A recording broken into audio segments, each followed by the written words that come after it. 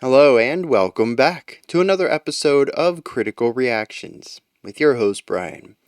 It is Monday.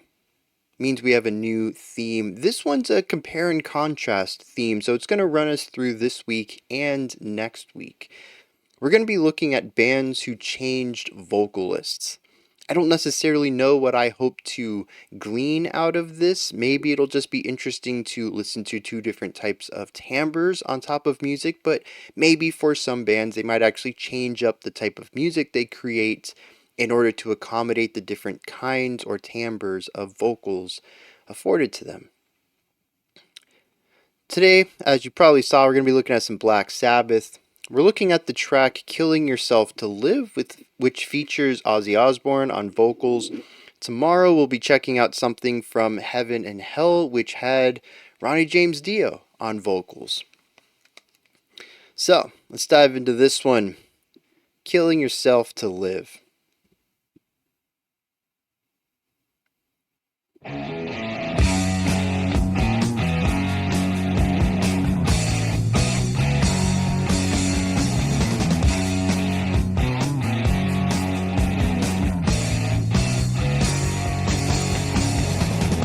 Interesting.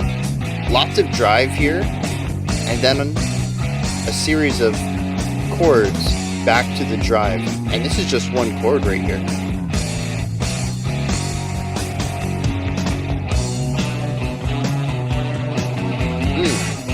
I like that waviness over here.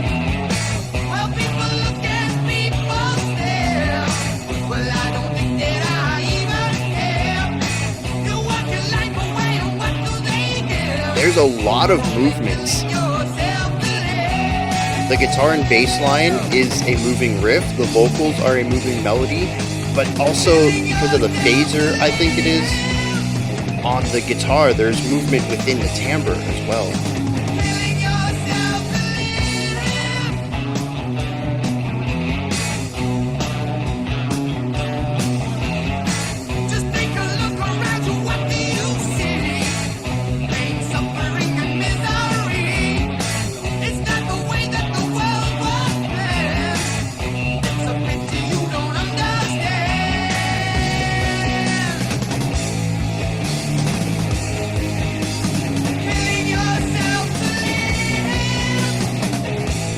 Yeah, the halftime feel for this is really good after coming off of two higher energy sections.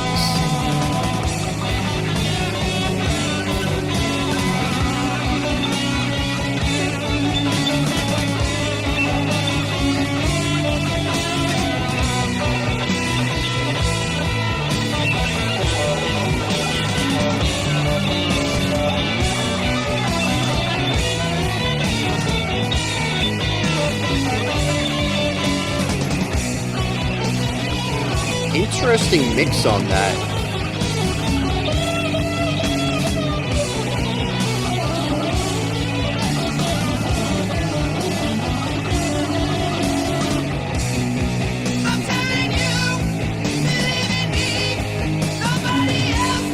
Well, something about this time through on the halftime.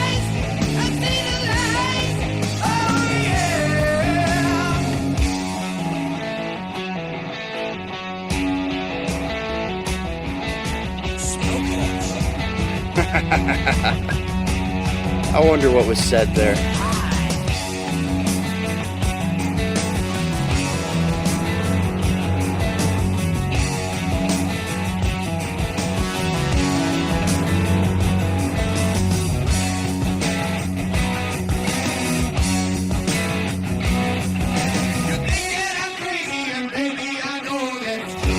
That's fun texture layering right there.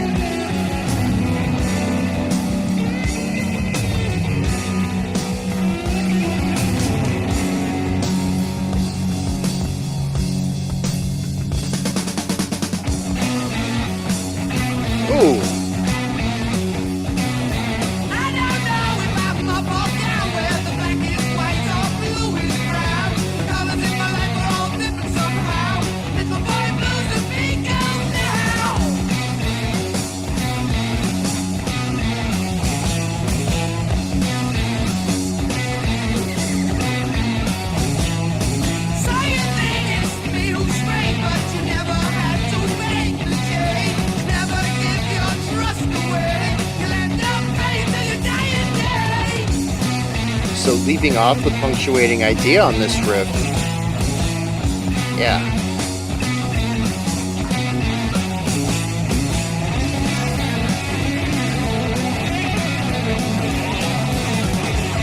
Is that two guitars trading off, or are they using panning? No, that's two guitars.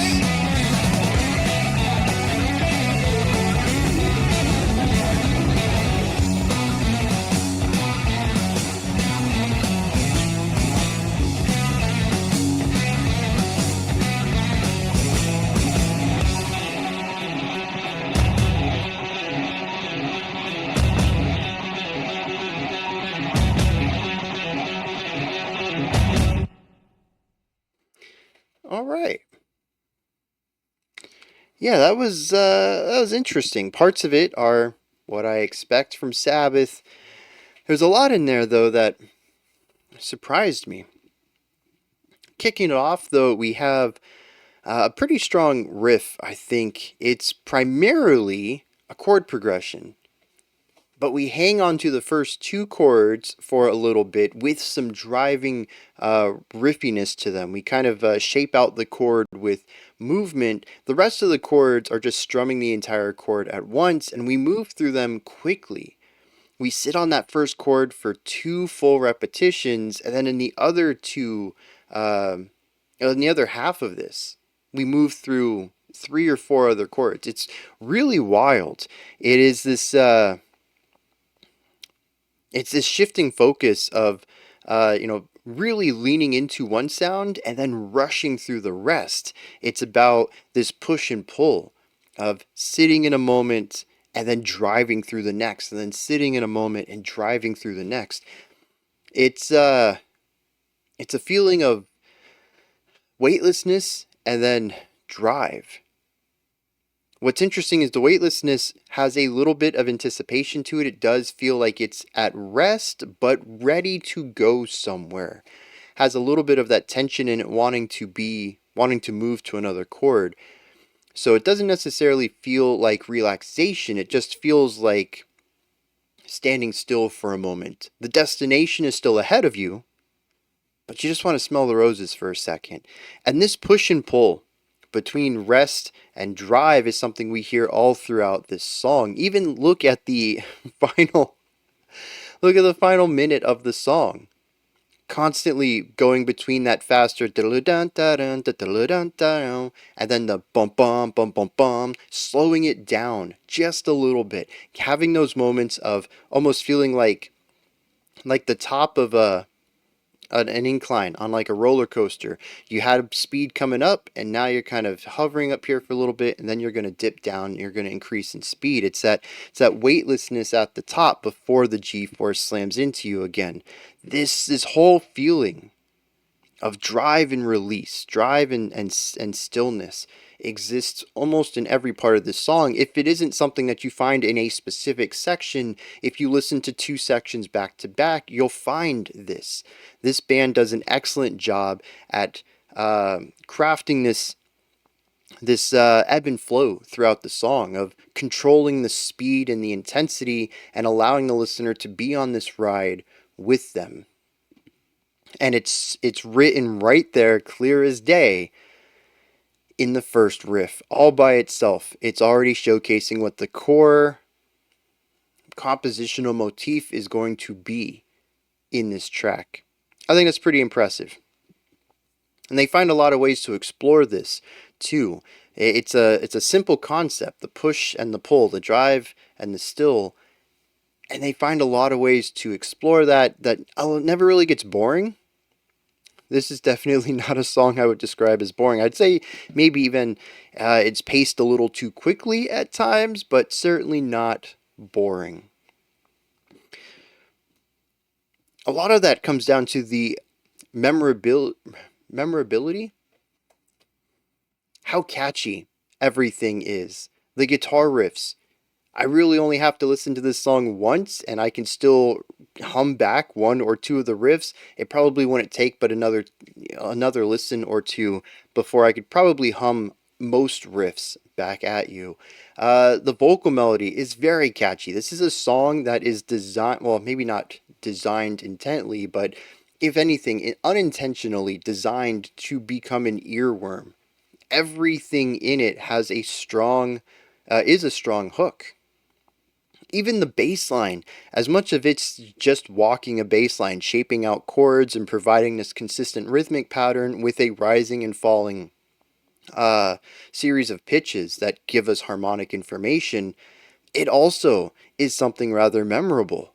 It works exceptionally well. I mean, maybe it's not memorable on its own, but it works exceptionally well alongside what the drums and guitars are doing. I really can't imagine this song without that bass line. It's just such a perfect complementary to everything. There isn't anything in here that really fades into the background, becomes forgotten in any way. I just want to put a lot of that down onto memorable melody writing. And Black Sabbath riffs, right? They've got a lot of iconic ones. I've never heard this song before. I've never even heard of this song before. I don't know if this is necessarily a deep cut or if it's just because I've never listened to Black Sabbath, honestly, before starting this channel. But regardless, even a song like this that just, it's not in, the songs that everyone knows from Black Sabbath, their most popular stuff, even in something that's not as popular as everything else, it still has solid riff writing in it. It's just part of their DNA. It was who they were. You can't get away from that. And there are a lot of riffs in here. Honestly, I think maybe one too many. Not so much that there's too many riffs, but just too many sections. That's certainly a subjective take on it. If there is, I think, a criticism I have for this, it's that it doesn't quite feel totally connected. Ideas just sort of show up. And while the ideas themselves are solid and generally the atmosphere of the song is rather consistent, it does feel like some sections just are. They wrote a cool riff and just shoved it into this song without any sort of way of tying it together in any larger idea. Maybe I'm just coming at it too snobby, too strict in a sense. I know Black Sabbath, it's very early metal here. Well, I hear a lot of blues rock too, but it was the early days, though, of this sound. So I might be putting too much weight and expectation on it, but it's definitely one of the things that attracts me more to the music I like is cohesiveness on the entirety of the song. And there's certainly some ideas in here, like I said, they just come out of nowhere. They don't really connect to anything else either. It's just like, yeah, that's a cool riff. I'm glad you guys played it, but why this track? What does it have to do with anything else that's going on? And I know there's going to be some fans out there like, it doesn't matter if it makes sense. It sounds cool. Like, yeah, I get it. Like I said, this is a subjective thing. And it's really my only criticism for it. And that's just a personal taste. Here's an interesting thing, though. I'm going to try to come at this objectively. The first guitar solo was wild.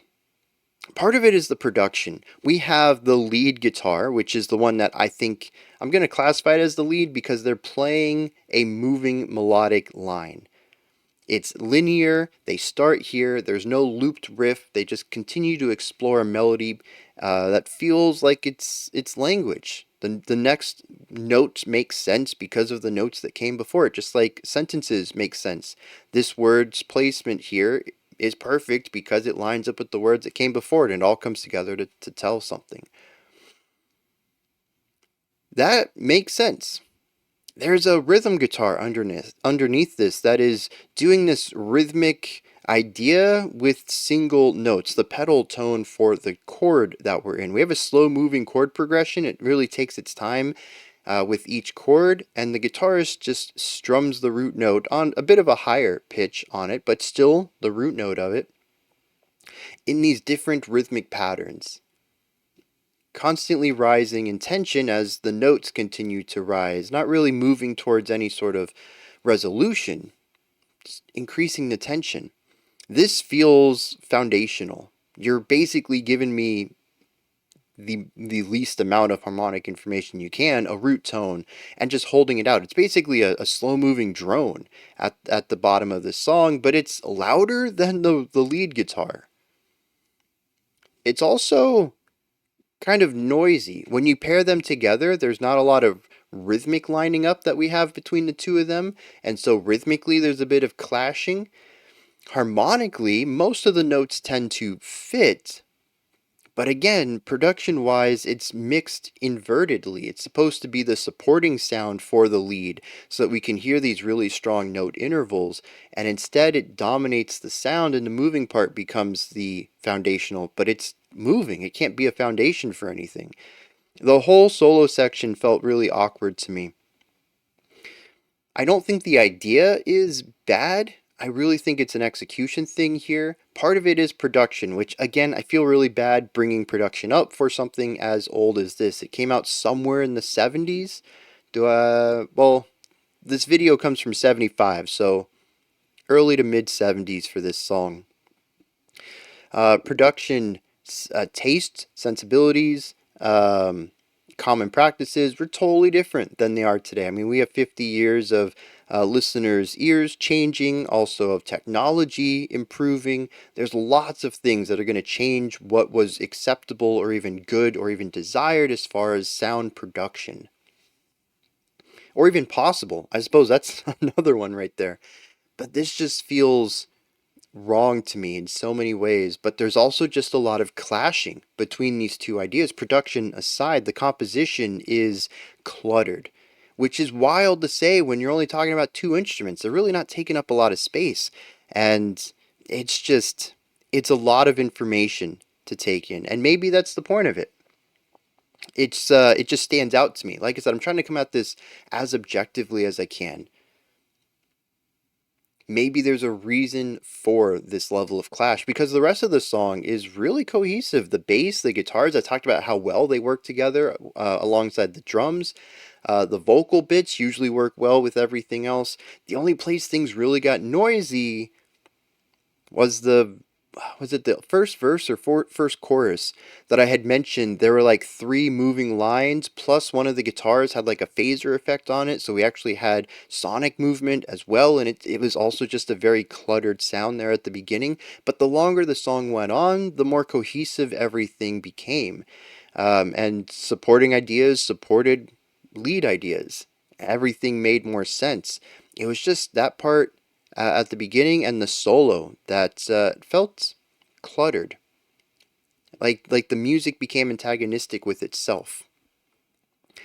I mean, the song is called Killing Yourself to Live. There is a bit of antagonism to the title. Maybe that's what they were aiming for, but it's something that stands out because the rest of the song works really well together. And then these two moments, there's clashing ideas. That definitely stood out to me.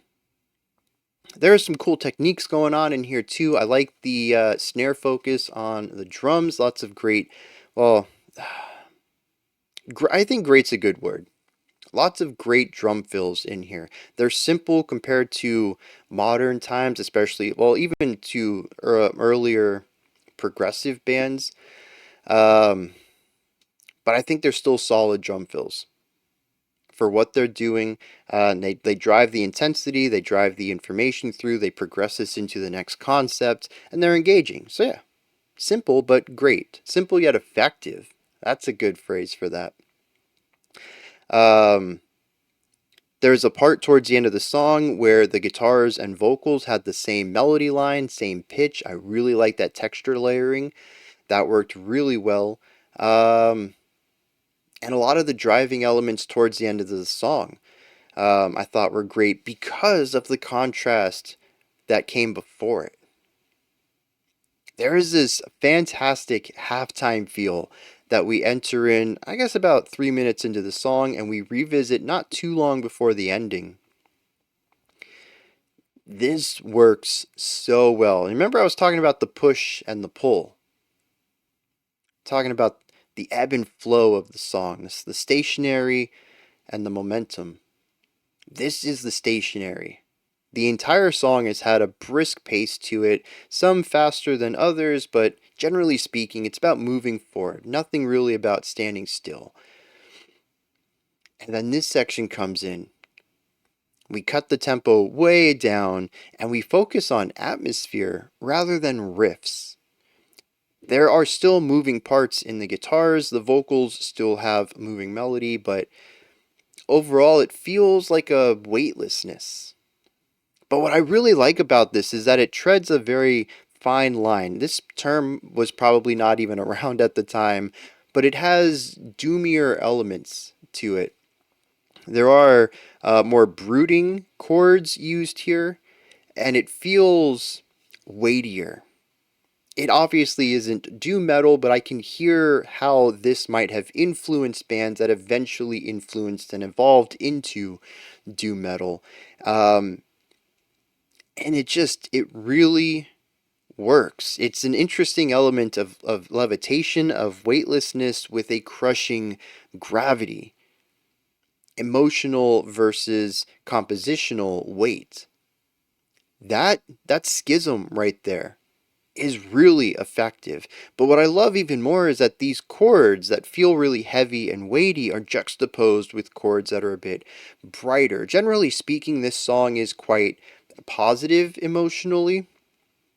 There's certainly a little bite to it at times, but compared to some of the darkest music that's been written over the thousands of years music has been created, this is a bit on the brighter and lighter side. It's a fun song, generally speaking, but this part, I think, finds a way to marry these two sides. Yes, it does have their brighter guitar tones and some of their brighter chords, but it also brings in these darker chords, and it walks this very fine line between feeling weighty and feeling light, feeling fun and feeling dark.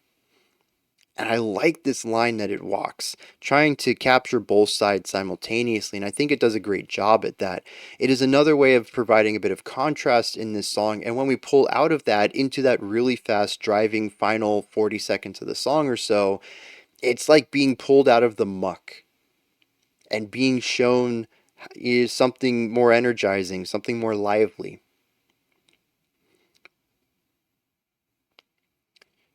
Yeah, there's a lot of great things going on with this track. Let me dive into some lyrics on this, see what's going on. I suppose also, while reading the lyrics, I recognized that I didn't talk about the vocalist much at all, which this is a week or a theme dedicated to vocalists. It's kind of tough for me to imagine a Sabbath without uh, Ozzy's vocals. Now, maybe I'd have to go back and double check. Maybe I've heard Sabbath with Dio before. Maybe I heard it and didn't know it was Sabbath. Maybe I assumed it was, I don't know, uh, a band that Dio's been in before. I don't know. But at the end of the day, this is what I expect from Ozzy. The vocals don't really take a lot of the spotlight here. The guitars, I think, do a lot of the heavy lifting on this song. Now, granted, the vocal melody is still memorable, but I think that's more about the composition than about Ozzy's delivery of it. Maybe it's part of the production too, but there just isn't a lot of energy in the vocals here. I can hear something that might be in the natural production of it.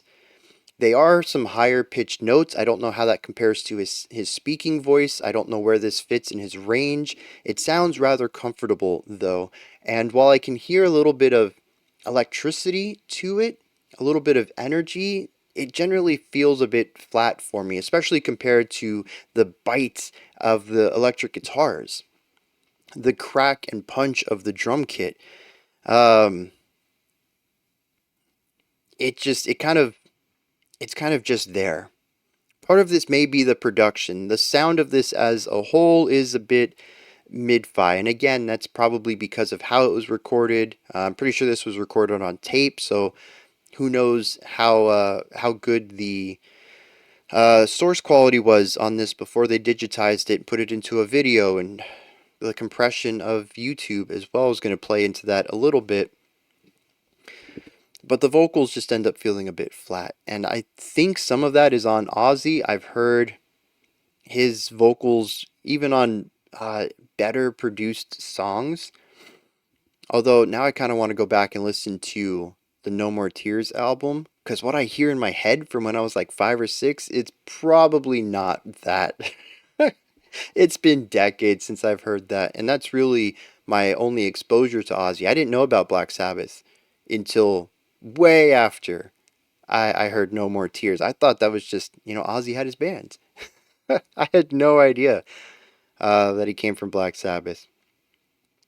So, I don't know. Again, some of it might be production, but I think some of it's just the way that he sings. He's not somebody to go out there and belt. I know Dio is. I don't know if Dio is going to do that in Sabbath, but I think that's going to be one of the big differences is that in this song at least, and some of the other tracks we've checked out, like the song Black Sabbath, um, Ozzy kind of sings in a way to progress the song, but also just to get out of the way. It feels like he knows the guitars are the root, the heart of the band. And so he's like, songs need vocals. I'm going to throw them out there. I'm going to say something that means something, at least to him, anyways. Maybe it's just the songs I've been given, but he seems to be really outspoken and political about stuff. And then he's like, that's it. Time for you guys to listen to the guitars. And seeing the people in the stands lose their mind about the guitar solos and the drum fills, maybe he was right about that. But that's Ozzy to me. Kind of a wallflower in Black Sabbath. Again, just like the 3 or 4 songs I've heard,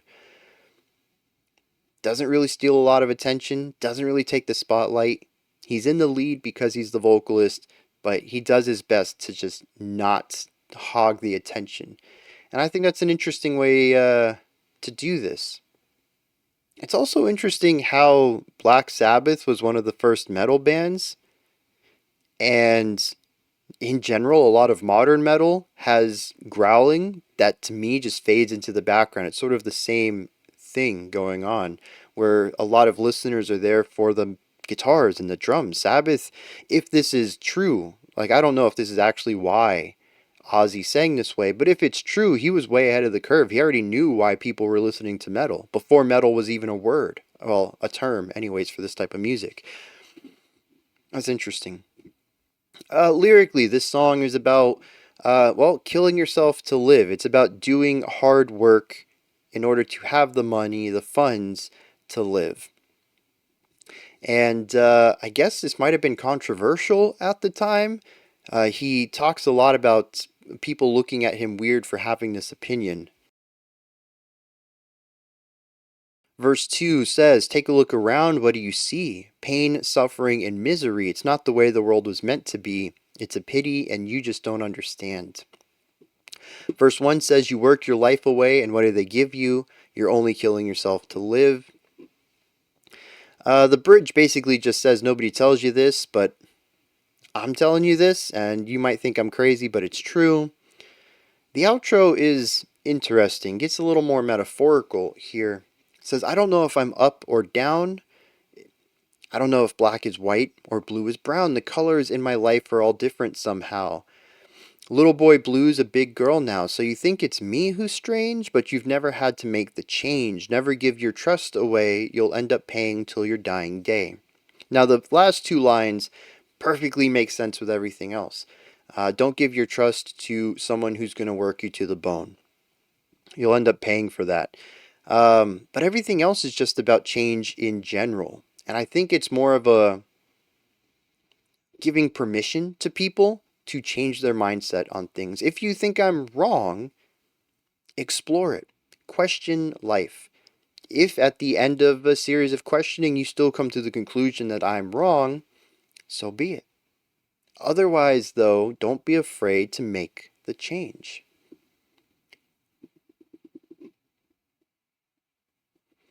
Now, as with a lot of music, like this, both in sort of a, I don't know if you can call Ozzy mainstream. It's very mainstream today. I don't know how it was at the time. They certainly had a really big um, fan size, though. What do you call that? A big audience. But the music to me is very palatable, which again probably was not at the time. But I'm going to use the word mainstream. Y'all can correct me later. If you have a better term for it, let me know. It feels like the music isn't necessarily there to dictate the lyrics, and there's not a lot of thematic synergy here unless I'm missing it. This feels like a series of great riffs, some that work well into moving from one to another, others that feel like they're just duct taped on to the song, and it's a cool riff, but again, like I said earlier, I don't really see how it works within the larger context of the music.